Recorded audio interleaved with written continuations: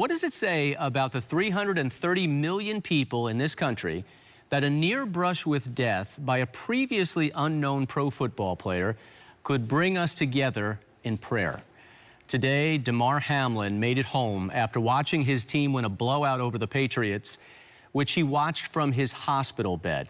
The team's quarterback, Josh Allen, said it best when referring to the first play of the game, which was a kickoff return for a touchdown. He said it was just spiritual. I was going around my team saying, God's real.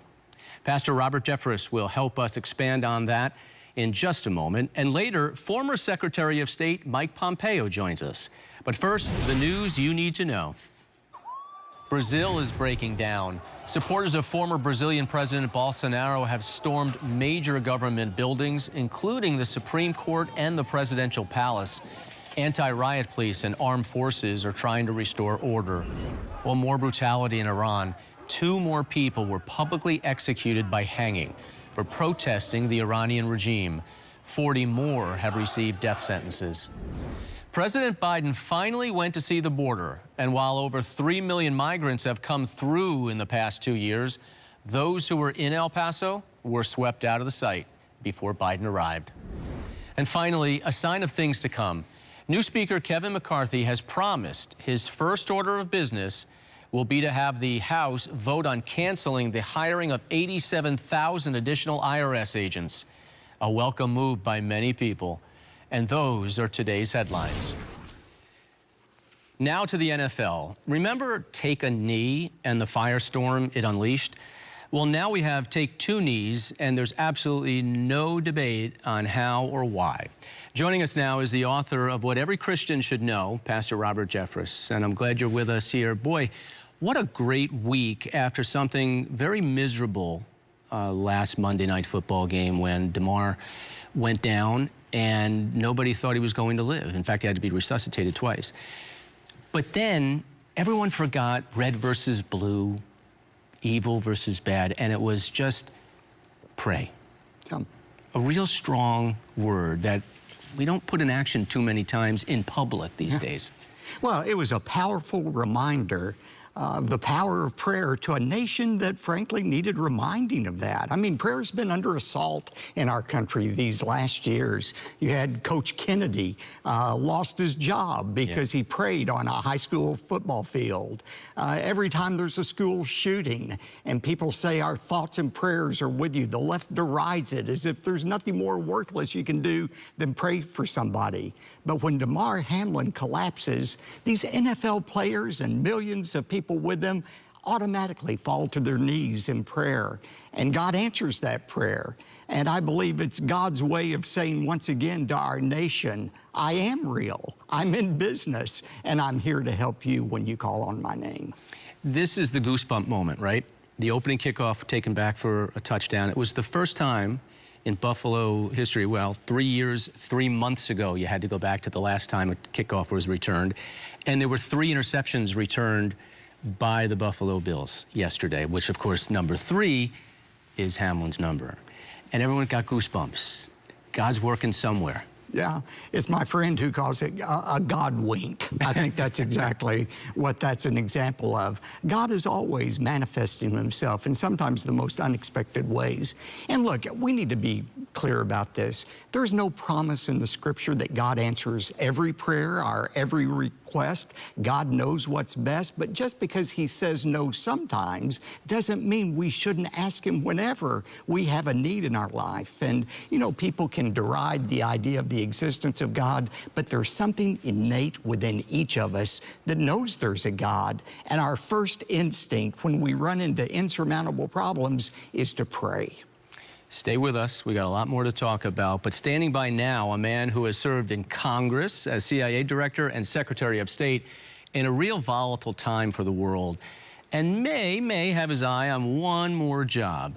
He also has a new book, Never Give an Inch, Fighting for the America I Love. Let's go to Colorado. Former Secretary of State Mike Pompeo. Mr. Secretary, so you were the 70th Secretary of State.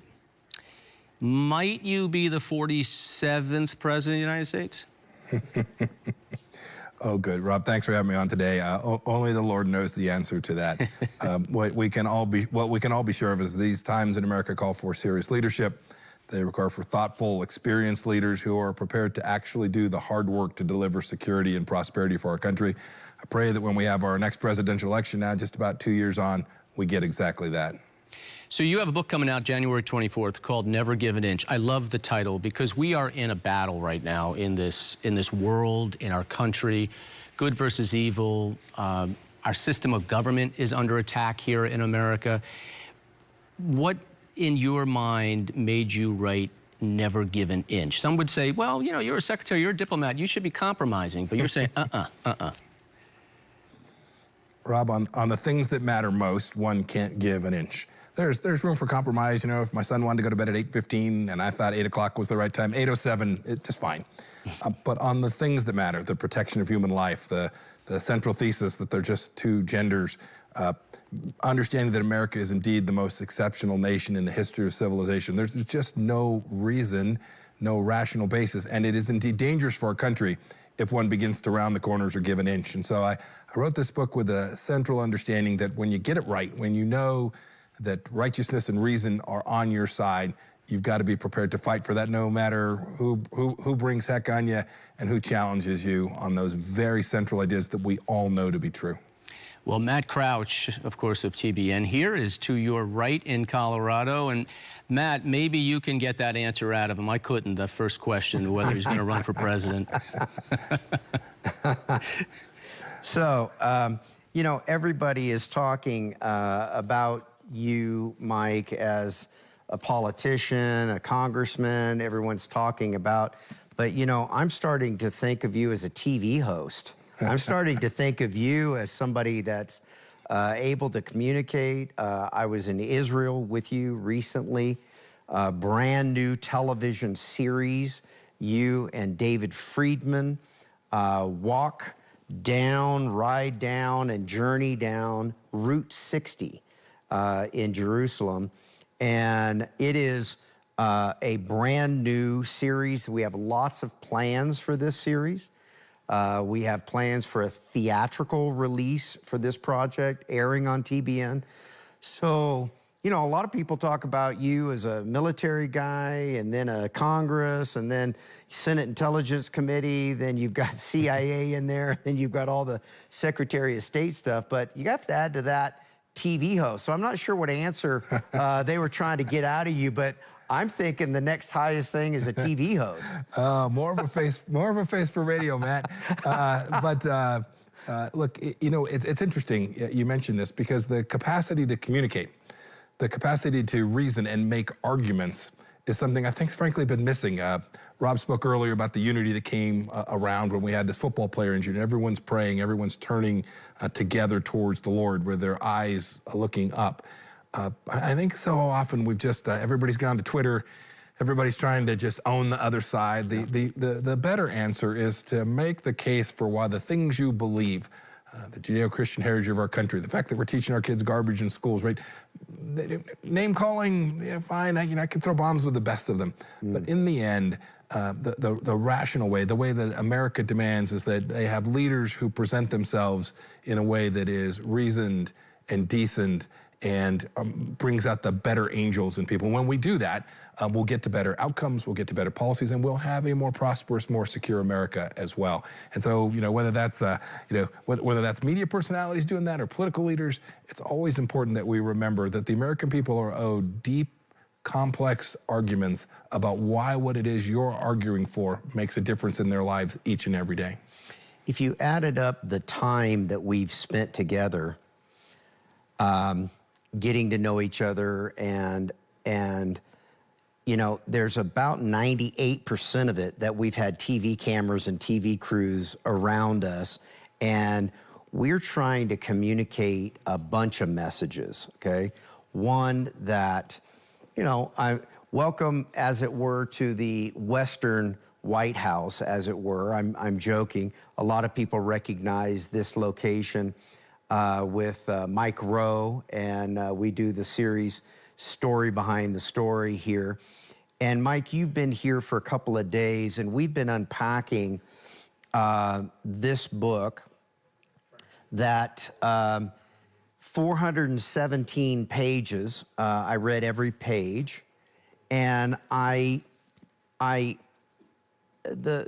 the interesting thing that has come out is you talk very openly about your Christian faith. You're, very clear about even the circumstances that someone at West Point invited you to a lemonade and cookie event, which led to what? It led to my coming to understand Jesus as my Savior. These were folks who were putting on a Bible study and invited a bunch of freshman cadets to a Sunday afternoon gathering, and they taught us how to read the Bible. And since that day, I came to understand the Lord better, and it has been a center point, a focus of my life. And I couldn't have done all the jobs that you've walked through. I could not have done them, however well I did them. I could not have done them as well as I did without me understanding that there's something far bigger than me in the world. So what we have ultimately been unpacking here, and what I take away from this book is, Mike, you have this very clear clarion call to faith guiding your decisions. And you also have the weird task as the CIA director to target enemies on the battlefield and, in essence, order the dirty work that it takes to keep Americans safe. How do you fit that in one brain? That that there is this side of me, and then I have this other side that I have the responsibilities to do. Yeah, if you think about them at one level, they're hard to hold in your head at the same time. But at another level, the responsibility that you have, when you swear to defend and protect the United States of America and our Constitution, you have a responsibility when there are those who threaten it to make sure that our people, whether that's civilians, whether that's our friends and allies in nations like Israel, whether it's our soldiers and sailors and airmen and Marines all across the world, you have a responsibility to take the actions necessary to keep them safe and secure. And so these are hard problems. They take place in the context of a very mean, very difficult, very nasty world where not everybody is looking out for the best interests of America. That's my best diplomatic language I can summon. Yeah. And so America's leaders have a responsibility to make sure we understand that we've got to put the American people at the center of the way we think about our security policy, our economic policy, the way we deliver against what our founders asked us to do here at home. And so that does mean that leaders have to spend some time in some pretty dark places and some pretty difficult contexts and be fearless in executing the missions that are necessary to keep everyone safe. I believe I'm remembering correctly that you were in Egypt. There was a speech that you wanted to deliver. You wanted to talk about your Christian faith, and your staff said, yeah, no. And you said, yeah. And give us that little story. It's in the book. So I was going to give a speech in Cairo on security in the Middle East and the Trump administration's theory of the case to deliver peace and prosperity. It ultimately led to the Abraham Accords. But that day I wanted to talk about the history of the relationship and the fact that America had been a force for good in the Middle East, not a troublemaker in that place. And so I wanted to start it out by letting everybody in the audience know who I was and the prism through which I viewed both America and the world. And I did that by the opening sentence being something akin to, I'm Mike Pompeo and I'm an evangelical Christian. And it's fascinating, and I read about this a bit, a little bit controversial, I suppose, in some quarters, but most of the people in that room that day were Muslims, people who believed in the Quran and were of Islamic faith. And I've gotten more notes and cards from people who said, we really appreciated the fact that you were honest, you were transparent, you demonstrated your discipline, your commitment to your faith. It's not that you don't get it wrong sometimes, but you are disciplined in that faith in a way that we are, and you were someone that we could take on board, understand, and work with. You were in the Trump administration, first as CIA director, then as Secretary of State. If you look back over that time, Mike, how would you be able to improve this clock that you're always up against to never give an inch, Yeah. and how would you be able to, let's call it, hit the ground running in case Rob Astorino's question ever gets answered at some point, and you serve at the highest level? How do you hit the ground running? Yeah, you have to be mindful, and I probably underappreciated this when I was confirmed to be the SAD director. Time is short. I had 1,000 days exactly as Secretary of State, fewer than that as the director of the Central Intelligence Agency. Our team, President Trump, he came from a place where he hadn't been around the federal government before, and so we were slow to take the policies that the president committed to and actually put the team on the field and begin to execute and implement them. I think we need leaders who have seen that, been there, and who appreciate the fact that you got to be ready to go. Maybe not even just day one. Once you're elected in November, you've got just a short window to get the team ready to go, because there will be naysayers. There will be those that will put sand in the gearbox. They'll try and stop the things that you're doing. And you need to be determined and organized to, starting in January of the year in which your president is elected, you need to be ready to go begin to execute the policies and demonstrate to the American people why it is the things that you campaigned on actually make a difference. And it's cumulative, it's additive. If you get it right at the outset, you can actually accelerate instead of becoming mired in the morass that is Washington, D.C. West Point graduate, #1 in the class, a Harvard-trained lawyer, businessman, congressman, Senate Intelligence Committee, CIA director, Secretary of State. All of that points, obviously, to TV host after that. Yeah. You forgot, Matt, you forgot 5th grade Sunday school teacher, which is the best preparation for being America's Secretary of State one can imagine. Yeah, so basically, we are, I suppose my takeaway in this book was your ability to call a spade, okay? No one's read the book. You gave me copy number 6 here. This is brand new. It's available on the 24th. Pre-order now. Basically, explain what I mean by that. You are willing to compromise and then never give an inch, and you end up having this duality, as it were. Explain what I mean. It's very clear in the book. Yeah. Look, it's when one says never give an inch, it's not about, if you're just studying how many microbial parts there can be in the air. We're going to talk about 0.006 or 7. Yeah, no big deal. You can get someplace and find, collect. But boy, when you're looking around the world and someone's trying to take out America, trying to kill Americans, trying to undermine the American economy, when you are working on policy to protect innocent lives, making sure that American taxpayer dollars don't go to underwrite abortions around the world. There's no compromise. There's not some number that's okay.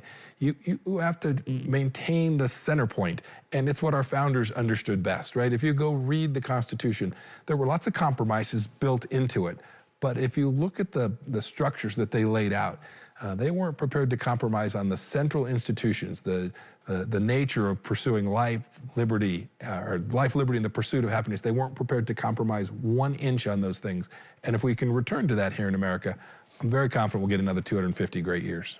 Okay, in our setup piece today, I noticed that we were talking about the border. You call it in the book a Gates test. What do I mean, Gates test? Yeah, you have to get this piece at the center. If we're not prepared to defend our sovereignty, if we're going to allow people to travel here and transit illegal drugs, transit young women and children, have terrorists come across that border who are unchecked, unfiltered, this is an absolute gating issue for the United States of America. You got to get that one right. President Trump campaigned on it, got it right after a couple of years, and then it was undone by the Biden administration. I regret that, not for me, not because they undid something that I was involved in working on, but because the American people are less secure and less safe, and the world is worse off as a result of our failure to defend our southern border.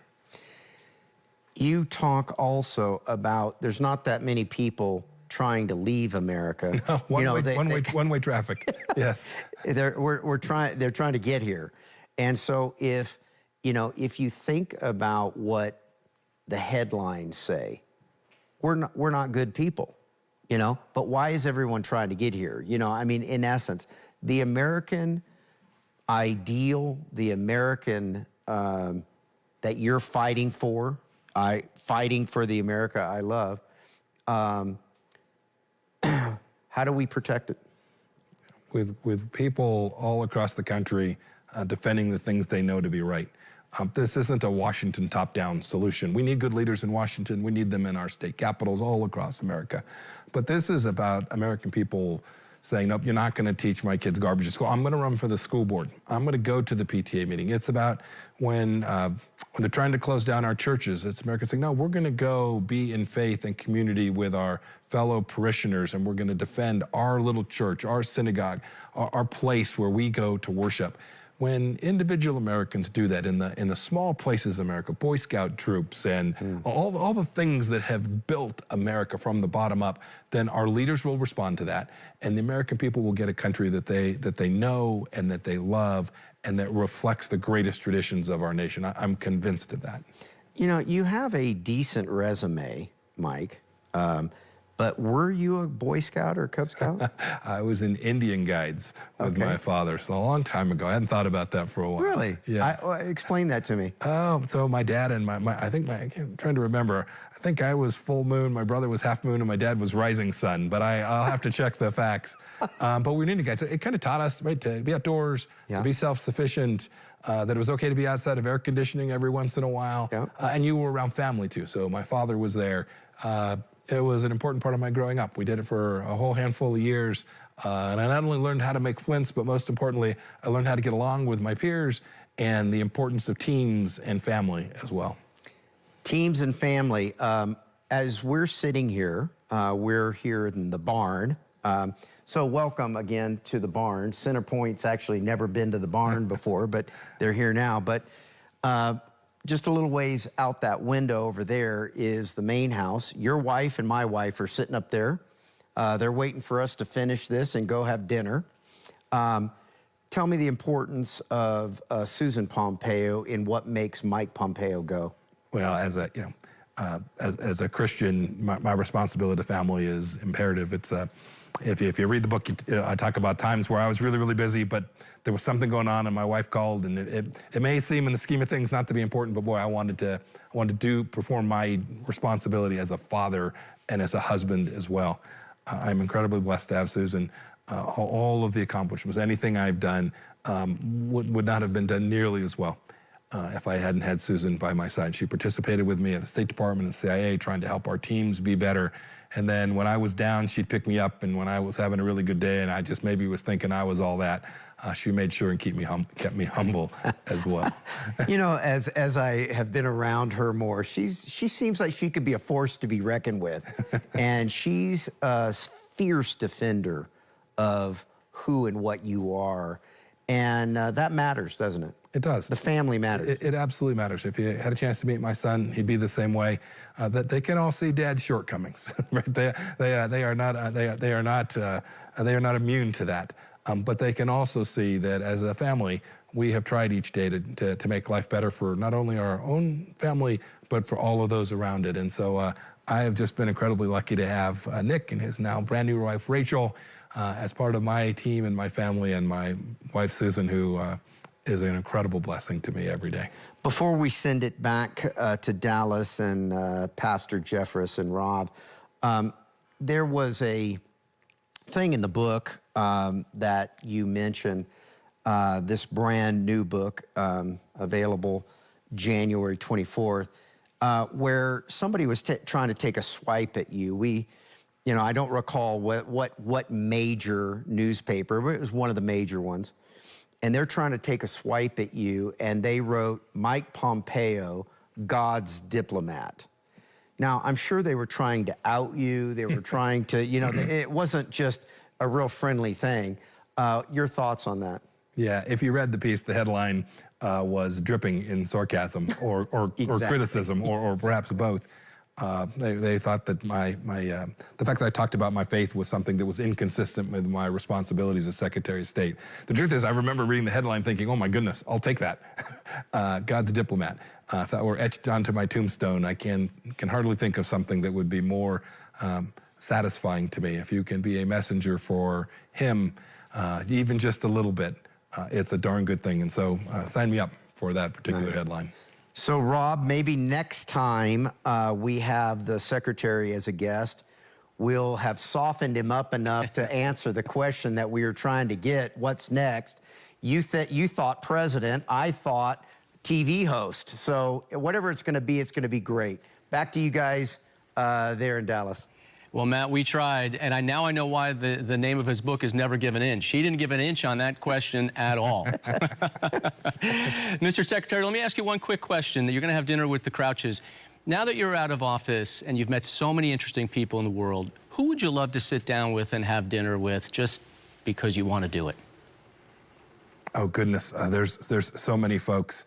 You know, in the end, the folks that can do us the most harm, I'd love to sit with them and remind them of why it is America is going to continue to be successful, and the fact that Xi Jinping or Chairman Kim or Vladimir Putin's efforts to undermine our nation just aren't going to work. And so maybe it's them. That might not be the most fun or entertaining guest to be with. I'm sure I'll have more fun this evening, but I can't imagine any task that's more important than preserving this great nation. All right, Mr. Secretary, thank you, and maybe we'll see you in Iowa in a year. Thank you again. Thanks, Rob. Okay. So, Pastor, you know, the Secretary had been through so many crazy times in the last 4 years, and this world has been chaotic.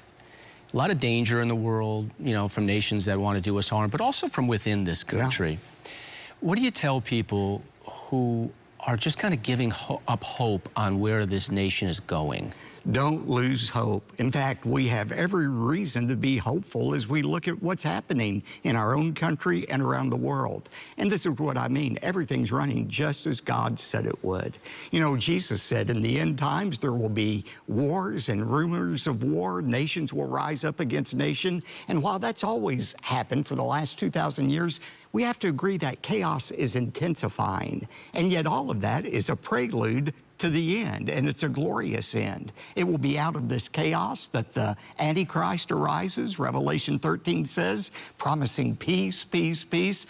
You say, Pastor, what's good news about the Antichrist coming? Because he's a prelude to the Lord Jesus Christ returning, just as he promised, to recreate this world. And I think as we look at the headlines today, instead of being fearful and worrisome about them, we ought to say, you know what? Everything's working just according to God's timetable. And as the Secretary's book is entitled, right, Never Give an Inch, we're in a battle right now with secularism. Yes.